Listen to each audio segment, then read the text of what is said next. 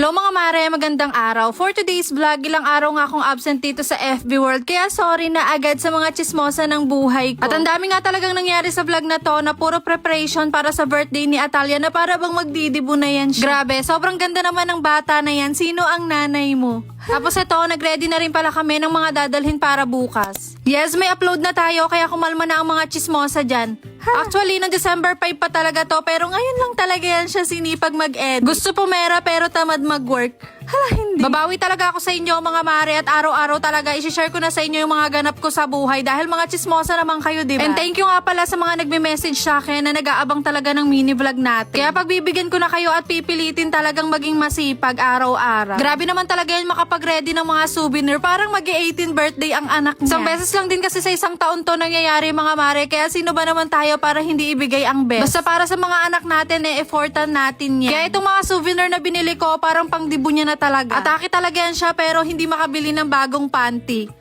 Limited nga lang din pala yung mini fan na binili ko. Saktong-sakto lang din talaga sa mga batang bisita ni Atalia. Dadagdagan ko pa nga sana itong pink na box at gagawin ko nga sana yan 20 pieces. Kaso nga lang parang limited lang talaga ang pag-order. Kaya yan, 12 pieces lang talaga ang nabili ko. Swerte na lang talaga kung sino ang mabibigyan. Kaya sa mga susunod na vlog na i-upload ko mga mare, birthday vlog na talaga ni Atalia. Nilagyan ko nga lang din pala yan ng mga ribbon. Tapos nagbalot na rin ako dito ng mga gift na ibibigay ko sa mga anak ng kaibigan ko. Yes, kailangan pasabog tayo ngayong Christmas dahil nakakaahon-ahon na tayo sa hirap. Fast forward, kinabukasan na tong ganap. Bali, tinanggal ko nga lang din pala yung Christmas tree dito sa area na to dahil dito ko nga ipo-photoshoot si Atalia. Wala na rin kasi talaga akong time lumabas para ipa-photoshoot siya sa mga studio. Dahil ako naman na ang nagbuntis, nag-labor at nag-ire. Ako na rin ang photographer niya. Diba? Sabi ko naman sa inyo, hindi yan siya tatawaging super mom kung hindi niya kaya. Grabe, buhat na buhat ang sarili niya na para bang hindi sila nag-aaway mag-ina. Nagsaya na nga ni Atalia ngayon para sa photoshoot niya ay para siyang baby celebrity na pinipicture. Nakita ko lang din kasi yung gantong setup kay Riva Queenie sa anak niyang si Athena. Dahil gaya-gaya tayo, gagayahin natin pero hindi naman lahat. So nagpatulong na nga rin pala ako kay kuya para ma-set up yan at maayusan na rin tong birthday celebrant natin. Grabe, sobrang ganda naman ng batang yan. Sino ang nanay mo? Kaya siguro babae din talaga ang binigay sa akin ni Lord para meron akong aayusan na manika. Grabe, sobrang perfect. Anak ka talaga ni Mami Paula.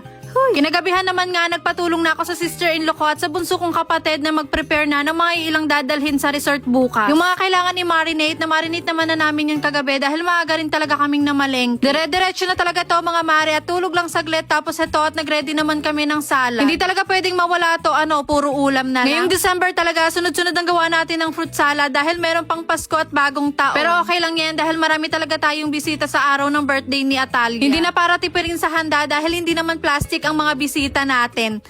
Hindi. O siya, tayo lang muna for today. See you on my next vlog. Bye!